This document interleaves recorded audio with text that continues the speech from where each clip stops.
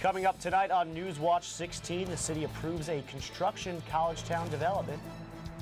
And still in College Town, police respond to an attempted armed robbery of a cab driver. All that and more on 16 tonight. Covering Ithaca and all of Tompkins County. Live on ICTV, Newswatch 16 starts right now.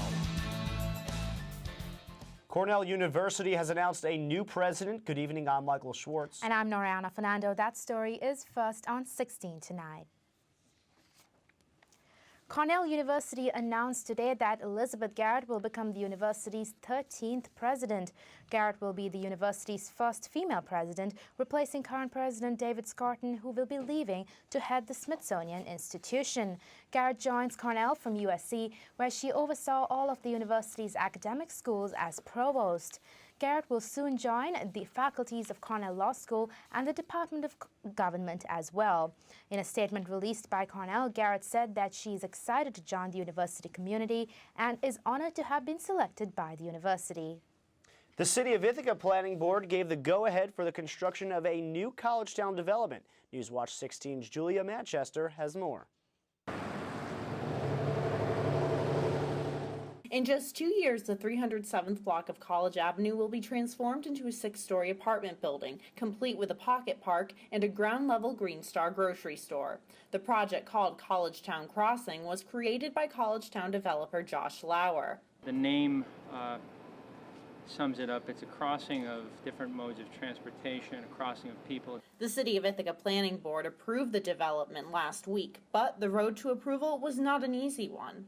There was a law in place which made it virtually impossible to construct a building for the market that we're trying to build housing for. It took the city 4 years to change parking ordinances to allow the construction of the 6-story complex. College Town Crossing volunteer Daniel Keogh says even though the building takes away parking spots, the end result is worth it for the College Town community. Other developers are not willing to spend money on having a bus stop.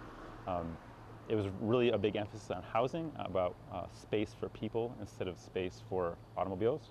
College Town Crossings will provide a heated TCAT shelter in this spot so commuters are able to keep warm in the winter. And this is just one of many amenities that Josh Lauer says will benefit College Town residents. Every neighborhood should have a Green Star or a supermarket, a coffee shop, basic amenities that you can walk to. Reporting in Ithaca, Julia Manchester, Newswatch 16. Last night, a woman in College Town attempted to hijack a cab she got into. According to Ithaca police, the cab driver reported that the woman held a knife to him and then told him to get out of the cab because she was taking it.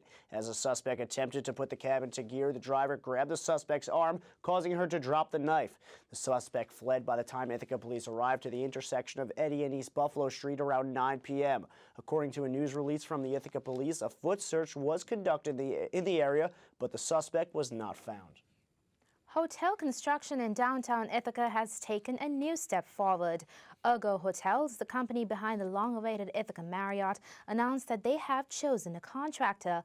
William H. Lane Incorporated will be opening an Ithaca office to manage the project. Other major buildings Lane has built include a home for the Tompkins County Health Department, Bartels Hall at Cornell University, and Egbert Union at Ithaca College. Lane's office is also negotiating several projects in the Ithaca area. Lane hopes to begin construction in October. Shifting over to Lansing now, New York State Police have identified the man killed in yesterday's farming equipment collapse.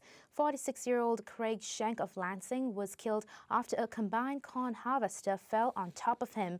State Police received a call to the scene on Lansingville Road at around 3 p.m. yesterday. Firefighters arrived to remove the victim and pronounced him dead at the scene. Bangs ambulance personnel arrived shortly after. Police said charges are unlikely to be filed in the case since it was an accident involving agricultural equipment. A local professor has introduced his new theories that will allow us to eat less as well as healthy. Newswatch 16 Sarah Kim has more.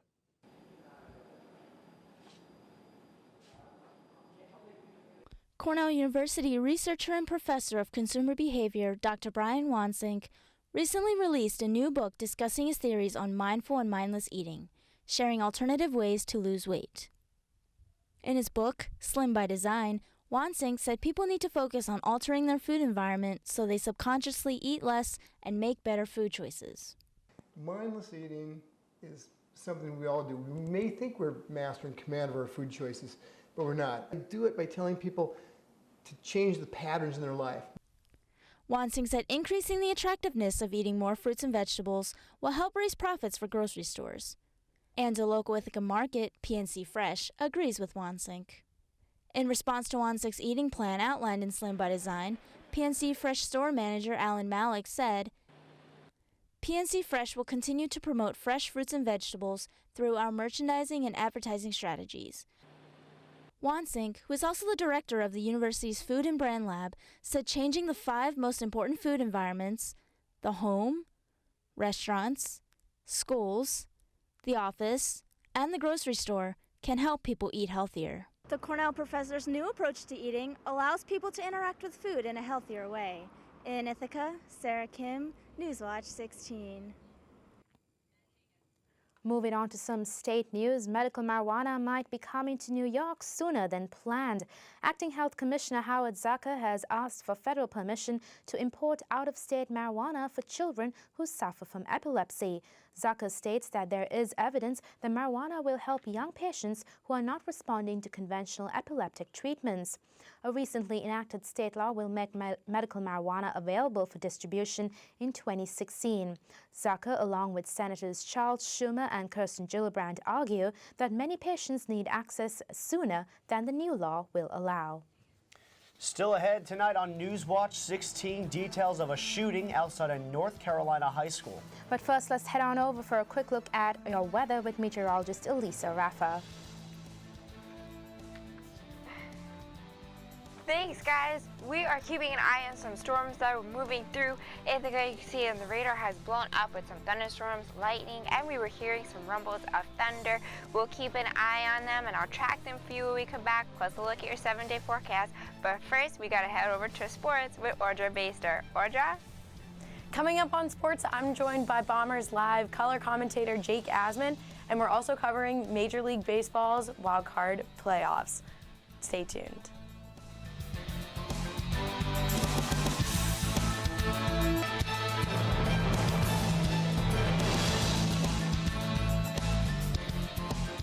Welcome back. The first case of Ebola has been diagnosed in the United States. According to the Centers for Disease Control and Prevention, a Dallas man exhibited symptoms of the virus days after returning from West Africa. He was put into isolation on Sunday. CDC officials say the man had no symptoms when he left Liberia and that they are not concerned that others who were on the flight will contract the virus. There are no other suspected cases in Texas. A shooting at a high school in Albemarle, North Carolina has left one student in a local hospital there. At 7:40 this morning, before classes even started at Albemarle High School, police responded to a 911 call that shots were fired on the school grounds. Albemarle Police Chief William Halliburton said over 20 police were on the scene within minutes and to find student Bernard Miller shot twice in the lower extremities. Halliburton said that the shooter, Jalen Russell, went inside the school after he fired the 2 shots to turn himself in to the principal as well as the resource officer. Police say that the incident occurred from a past altercation. Miller was transported to a local hospital for treatment. There is no words on the victim's condition. Olympic gold medalist Michael Phelps was arrested earlier today on DUI charge in Maryland. The Olympic gold medalist was charged with driving under the influence, excessive speed, and crossing double-lane lines. According to a Maryland Transportation Authority police officer, Phelps was clocked at 84 miles per hour in a 45 miles per hour zone. This is the swimmer's second DUI in the past 10 years. A statement from the police credited Phelps with being cooperative throughout the process. He has been released from custody. Authorities are searching for a man who struck and injured a New Jersey state trooper with a stolen vehicle this morning. The trooper was in an unmarked SUV when he was hit head-on. He was then taken to the hospital for treatment. The incident began after the man attempted to steal a vehicle from an Alamo car lot near Newark Liberty International Airport. As he did, an off-duty police officer working at the rental car company began to shoot towards the man. The unknown suspect then began to flee on foot on his way before successfully stealing a car a few blocks away. As he drove on, that is when the crash occurred. A search is still underway for the suspect. The armed intruder who scaled the White House fence earlier this month made it much farther than first reported. Secret Service initially said that Iraq War veteran Omar Gonzalez was stopped at the front door of the executive mansion. However, whistleblowers now say that he overpowered the guards at the front door, ran past the stairway leading to the first family's residence, and through the east room before being taken down by an officer outside the green room. It was later discovered that Gonzalez had 800 rounds of ammunition in his car. In St. Louis, police say a county officer was shot a suspect this morning who is believed to have burglarized a Kmart there. The suspect ran from the officer. Authorities say the officer tried to taser the suspect but failed before the unidentified man jumped into his vehicle and tried to drive away as the officer tried stopping him. The officer fired one shot which grazed the suspect's leg. He was then taken to a hospital for treatment. The officer who struggled with the suspect sustained injuries and was taken to an area hospital for treatment as well. The suspect is now in police custody. A cancer researcher accused of spiking a colleague's coffee with antifreeze has been sentenced to 10 years in prison. Dr. Ana Maria Gonzalez's attorney pleaded to the Texas jury for probation, while prosecutors asked for a 30-year jail sentence. Gonzalez's 10-year sentence comes after she was convicted of poisoning her lover, Dr. George Blumenshine. Prosecutors say that Blumenshine and his girlfriend are pleased Gonzalez can no longer terrorize them. The effect of the decision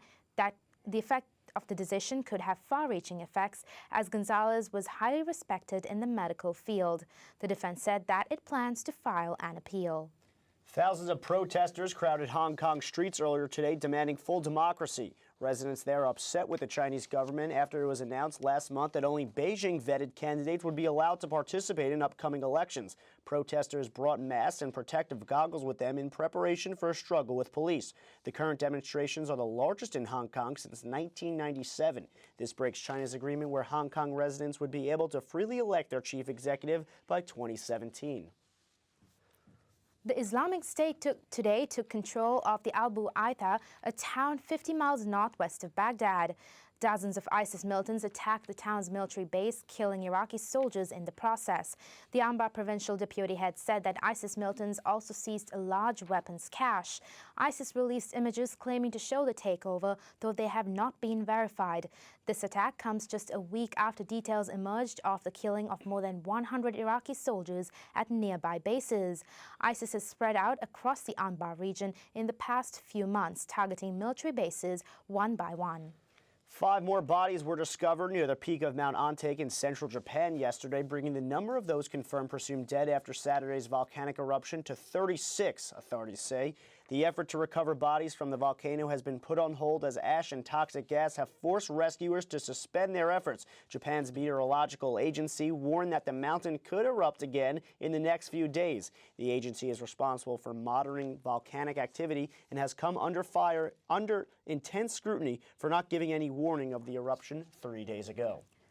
Gay rights have taken the spotlight ahead of Brazil's hotly contested presidential race. Socialist Party candidate Marina Silva vowed to support proposals defending same-sex marriage, but less than 24 hours later, she reworded the program to vaguely mention same-sex unions. President Dilma Rousseff, who is slipping in the polls, declared that if re-elected, she would push through a law criminalizing homophobia.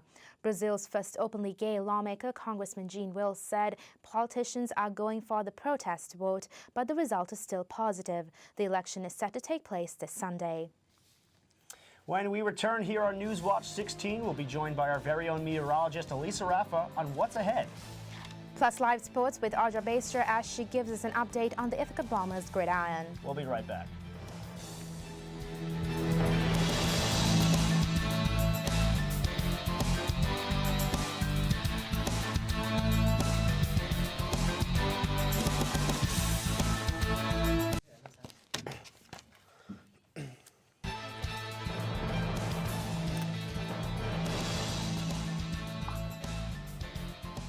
And welcome back. We're now joined by meteorologist Elisa Rafa. Elisa, with the skies really opening up today, I have to ask you a question. Is it really true from the time that you hear thunder to the time you see lightning, can you really track how far away the lightning is just by counting it on your fingers? Yes, and if 15 seconds is 3 miles. And if you are 3 miles away from lightning, thunder and lightning like that, you need to go inside. There's a saying, when the thunder roars, go indoors. That's the safest place to be, not in a car, not under a tree, inside. And the thunder was roaring before. We are still getting some rumbles now. Taking a look at the radar, we can see some of those storms still moving through, but what I want to show you is a picture I took of the radar before. This is at 5:23. You could see those downpours highlighted in the reds and the pinks being the most intense. It was phenomenal the way the sky just opened up with those downpours, and we got lightning pictures to show it. So here in the South Hill Ithaca College, thank you, Alex, for a wonderful picture of your lightning. And if we look, Kyle also sent in a picture, and take a look at the branches of that lightning. We call that branch lightning. But again, these pictures were taken from inside, so they were safe. Don't go outside to take pictures like this. East Hill at Cornell. Thank you, Jeff. We have that picture from Cornell University again. Don't stay outside if it is thunder and lightning. Now, tonight, the thunder and lightning should subside as we go through the evening hours, but those showers is still possible. So tonight, 2 a.m., we could still see those showers. And as we head through the evening, they're just going to linger, and even until tomorrow morning. So we could see some clouds, maybe a sprinkle, then some clouds, some sun, and maybe a sprinkle. Throughout the entire day, we have that chance. Even at lunchtime, I wouldn't guarantee you a nice lunch outside tomorrow. Tomorrow evening, again, we still have a chance for those sprinkles all day. They don't really go away until about 11 o'clock tomorrow night is when we'll see complete dryness in the atmosphere for tomorrow. Now fast forward a little bit to Thursday, we're dry also again. On Thursday, next chance for rain is for the weekend. So if we look Friday night into Saturday, we're going to get this massive front coming through Saturday morning. This may be a little bit slower, it could come sooner, but Friday night into Saturday is our next best chance for some rain. So again, tonight, chance of thunderstorms, be safe, go inside, 56 degrees. Tomorrow morning you wake up, clouds and maybe a sprinkle, 59 degrees. And by tomorrow morning, tomorrow afternoon rather, we are mild, the temperature at 71. Again, a chance for showers mixed in with those clouds. So the 70s are sticking through for the first part of the week, but take a look as we head through the weekend. We are hitting a cool blast, 59 on Saturday. Some showers as that front really comes through. That's making Sunday a much better day for Applefest, although temperatures will be fighting for 60. Well, thank you, Elisa. Up next, your headlines from the Newswatch Sports Desk with Audra Baster. Stay with us.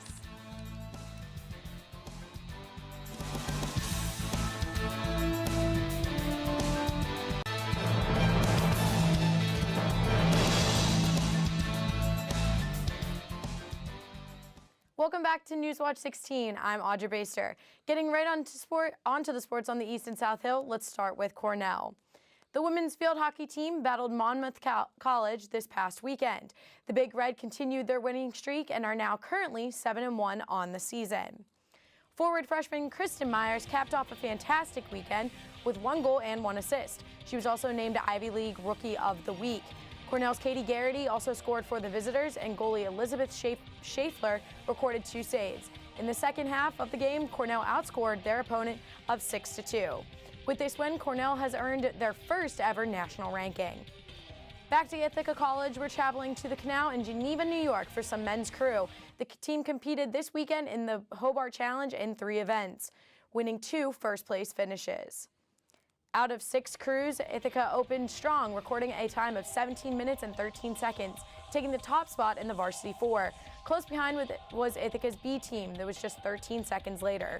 Earning their second win, the Bombers finished in first place in the second Varsity 8. The team will compete next weekend at the head of the Genesee. Still staying with water sports, the Ithaca College women's crew team also traveled to Geneva this past weekend. They competed in the William Smith Challenge, where they participated in 3 of the 4 events. In the Varsity 4, the Bombers took a second-place finish as the A crew team finished in 19 minutes and 25 seconds. William Smith barely beat the Bombers, recording a time of just 5 seconds shorter. The team is back on October 4th at the head of the Genesee Regatta. The Ithaca men's football team have been called the underdog of the 2014 season. Each and every week they prove themselves still undefeated. This Saturday they shut down Alfred University in a 17-6 win. All points for the Bombers came in the second half, so needless to say the first half was a slow start. The defense came to play where they forced 3 Alfred turnovers. We are now joined with Bombers Live color commentator Jake Asman. Jake, thanks for coming on the show. No problem. Thank you for having me. After graduating 9 starters, the defense was a question mark coming into this year, but they've actually arguably carried the team to this point. What or who on the offensive side of the ball who needs to step up to make this a more balanced team? Well, this is an offense that just has to be more consistent. You mentioned the defense and the success that they've had despite being very young. You know, this offense is young as well. You look at the 2 running backs, Shawal Abdul-Rahman and Tristan Brown. They're coming in, haven't played a lot of time on varsity, and of course Brown's a freshman, so he hasn't played at all. And then you have a lot of injuries in the preseason to Vito Buffoli and Chris Bauer. So you have a lot of guys trying to come back and gel offensively. So it's going to take time, but right now with the way the defense is playing, the offense just has to get it together, and they should be okay going forward. I definitely agree with you, Jake. And also the motto for this Ithaca team is prove it. How have they proved themselves this season following a conference title? Well, you know, a lot of people didn't really know what to expect from this Bombers team. They were picked to only finish 3rd by the Empire 8 coaches, and of course they went to the 2nd round of the NCAA playoffs a season ago. They lost a lot of players, but they came back and they played really well so far. We mentioned the defense. The offense just has to get it going. Tom Dempsey with his senior leadership should be able to put things together, and they look better each week. They got to get that running game going, and you know, with those wide receivers, this Bombers team could be very dangerous come the rest of the way of the season. All right, thank you so much, Jake, for coming on the show. Be sure to tune in to Bombers Live this Saturday on ICTV.org for the live broadcast of the game against Utica. Fall has officially arrived, which means postseason play for Major League Baseball is on the brink. The American League is kicking off the wild card games with the Kansas City Royals and Oakland A's battling it out in Kauffman Field. The 7 meetings of these 2 teams this year has ended up with the Royals winning 5 of the last matchups. This marks the 3rd straight year the A's have been postseason bound. Pitching for the A's is handed to John Lester. Before the Royals, it is James Shields, marking his 7th career postseason start. Moving to the next round, either team will play the Los Angeles Angels, the Detroit Tigers, and Baltimore Orioles start play on October 2nd. Heading up north, a showdown is about to occur for the Pittsburgh Pirates, making postseason for the 2nd year. They will host the San Francisco Giants Wednesday night at PNC Park. The Giants aren't holding back with the obvious choice of Madison Bumgarner on the mound. For the Pirates, Edison Volquez will get the start based on a scoreless streak of 18 innings. Winner will play the Washington Nationals, and also the LA Dodgers and St. Louis Cardinals will begin play on October 3rd as well. Thank you very much, Audra. Chelsea Clinton and her newborn baby checked out of hospital yesterday. A Clinton spokesperson says she gave birth to her baby daughter, Charlotte Clinton Mesvini, on Friday. Now, grandparents, former President Bill Clinton and former Secretary of State Hillary Clinton say they feel blessed, grateful, and so happy to be the grandparents of a new, beautiful baby girl. Well, that's all the news we have for you tonight. Join us again on Thursday with Mary Keeler and Michael Kaminskas. We thank you for choosing Newswatch 16 as your local source for news. For Michael Schwartz here, alongside Noreyana Fernando, have a great night.